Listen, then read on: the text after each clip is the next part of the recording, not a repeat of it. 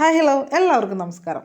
ഫൈസൽ മലബാർ എന്ന് പറഞ്ഞ വ്യക്തി അദ്ദേഹം വലിയൊരു ആഡംബര വീട് വെക്കുന്നതിൻ്റെ ഭാഗമായിട്ട് തന്നെ ആ വീടിൻ്റെ പാല് കാച്ചലിന് ഒരുപാട് രാഷ്ട്രീയക്കാരെയും സിനിമാക്കാരെയും അതുപോലെ തന്നെ പാട്ടുകാരെയും സീരിയൽ താരങ്ങളെയും റിയാലിറ്റി ഷോ വിൻ ചെയ്തിട്ടുള്ള അല്ലെങ്കിൽ പാർട്ടിസിപ്പേറ്റ് ചെയ്തിട്ടുള്ള ആൾക്കാരൊക്കെ ആ പ്രോഗ്രാമിനകത്ത് വിളിച്ചു വലിയൊരു ആഡംബര പ്രോഗ്രാമായിട്ട് അതിനെ മാറ്റുകയാണ്. സോ അതിൽ നമ്മുടെ ആദിലയും നൂറയും ഈ ഒരു പ്രോഗ്രാമിന് എത്തിയിട്ടുണ്ടായിരുന്നു. ഈ പ്രോഗ്രാമിനെത്തി ഇവരുടെ ഫോട്ടോ സെക്ഷനൊക്കെ കഴിഞ്ഞു. അതൊക്കെ നമ്മളെല്ലാവരും കണ്ടതാണ്. അനുമോൾ ഉൾപ്പെടെ ഒരുപാട് താരങ്ങൾ ആ ദിവസം അവിടെ ഉണ്ടായിരുന്നു. അതിനുശേഷം ഫൈസൽ തൻ്റെ ഫേസ്ബുക്ക് പേജിനകത്ത് ഇതേപോലൊരു മെസ്സേജ് ഇട്ടു. എൻ്റെ ഗൃഹപ്രവേശന ചടങ്ങുകളിൽ സമൂഹത്തിലെ വ്യത്യസ്ത മേഖലകളിൽ നിന്നും പരമാവധി പ്രമുഖ വ്യക്തികൾ പങ്കെടുത്തു.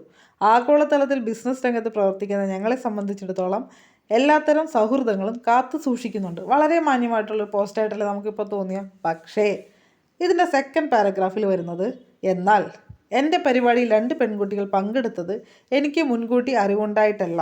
പൊതുസമൂഹത്തിൻ്റെ സദാചാര മൂല്യങ്ങളെ വെല്ലുവിളിച്ചും സ്വന്തം മാതാപിതാക്കളെ തന്നെ ധിക്കരിച്ചും സമൂഹ മാധ്യമത്തിൽ താറടിച്ചും പ്രവർത്തിച്ചു കൊണ്ടിരിക്കുന്ന അവരെ സ്വീകരിച്ചതിലൂടെ പുതുതലമുറയ്ക്ക് തെറ്റായ സന്ദേശം നൽകി എന്ന ആരോപണത്തെ മുഖവിലക്കെടുക്കുന്നു. മൂല്യങ്ങൾ കാത്തു സംരക്ഷിക്കുന്നതിൽ ഒരു വിട്ടുവീഴ്ചയും പാടില്ല എന്ന് തിരിച്ചറിഞ്ഞുകൊണ്ട് എൻ്റെ ആത്മാർത്ഥമായ ഖേദം അറിയിക്കുകയും സമൂഹത്തോട് ക്ഷമ ചോദിക്കുകയും ചെയ്യുന്നു.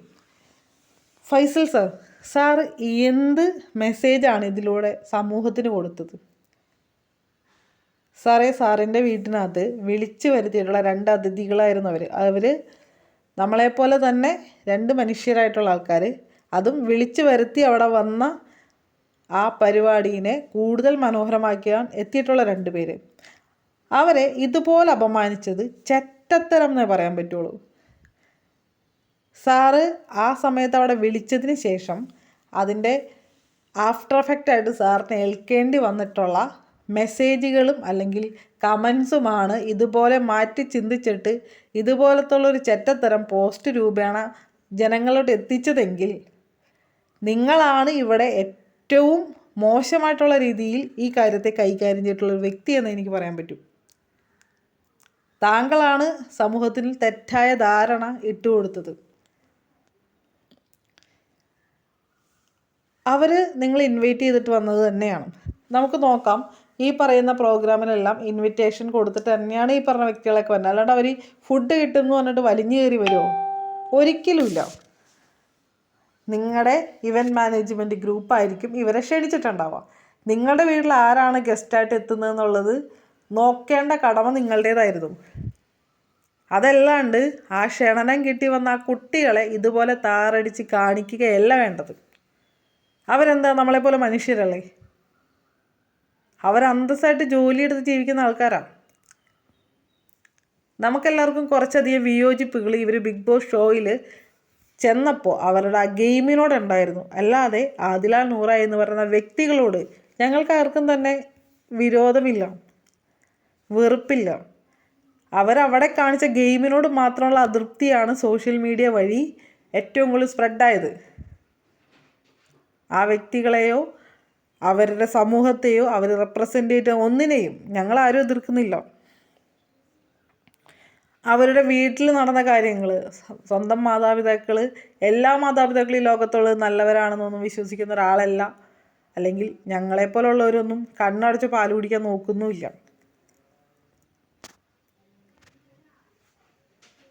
ഇത്രയും വലിയൊരു ചെറ്റത്തരം ചെയ്യേണ്ടിയിരുന്നില്ല. ഇതിന് താങ്കൾ ആ കുട്ടികളോട് ശരിക്കും പറഞ്ഞാൽ ക്ഷമ തന്നെ ചോദിക്കണം. അത്രയും വലിയ മാനഹാനിയാണ് നിങ്ങൾ അവർക്ക് ഏൽപ്പിച്ചു കൊടുത്തിട്ടുള്ളത്. ഉറപ്പാണ് നിങ്ങൾ ഈ ഒരു കാര്യം ചെയ്തത് നിങ്ങളുടെ പോസ്റ്റിന് താഴെ വരുന്ന കമൻസുകളുടെ ആക്രമണം കൊണ്ടായിരിക്കും. നമുക്കെല്ലാവർക്കും മനസ്സിലാവുന്നൊരു കാര്യമാണ്, മുസ്ലിം സമൂഹം ലെസ്ബിയൻ കപ്പിൾസിനെയോ LGBT കമ്മ്യൂണിറ്റിയോ അംഗീകരിക്കുന്ന ഒരാൾക്കാരല്ല. അത് പാപമാണെന്ന് വിചാരിക്കുന്ന ആൾക്കാരാണ് അതിൽ ഭൂരിഭാഗം ആൾക്കാരും. നിങ്ങൾ ഒരു സമൂഹത്തെ തൃപ്തിപ്പെടുത്താൻ നോക്കുമ്പോൾ അതൃപ്തിപ്പെടുത്തുന്ന മറ്റൊരു സമൂഹം നിങ്ങൾക്ക് മുന്നിൽ തന്നെയുണ്ട്. അതിൻ്റെ പ്രത്യാഘാതങ്ങളാണ് നിങ്ങൾ ഈ സോഷ്യൽ മീഡിയയിലൂടെ കണ്ടുകൊണ്ടിരിക്കുന്നത്. എത്രയോ വീഡിയോകൾ, എത്രയോ പോസ്റ്റുകൾ നിങ്ങൾക്കെതിരെ ഇപ്പോൾ വന്നുകൊണ്ടിരിക്കുന്നുണ്ട്. ഞാൻ വീണ്ടും വീണ്ടും പറയണതാണ്, നിങ്ങൾ ഉറപ്പായിട്ടും ആദില നൂറ എന്ന് പറയുന്ന ആ കുട്ടികളോട് മാപ്പ് ചോദിക്കേണ്ടതുണ്ട്. അപ്പോൾ ഞാൻ എൻ്റെ വീഡിയോ ഇവിടെ അവസാനിപ്പിക്കുകയാണ്. നിങ്ങളുടെ എല്ലാവരുടെയും വിലയേറിയ അഭിപ്രായങ്ങൾ കമൻറ്റിലൂടെ രേഖപ്പെടുത്തുക. ഇഷ്ടപ്പെട്ടാൽ ലൈക്ക് ചെയ്യുക, കമൻറ്റ് ചെയ്യുക, ഷെയർ ചെയ്യുക, സബ്സ്ക്രൈബ് ചെയ്യുന്ന കാര്യം പരിഗണിക്കുക. ബൈ.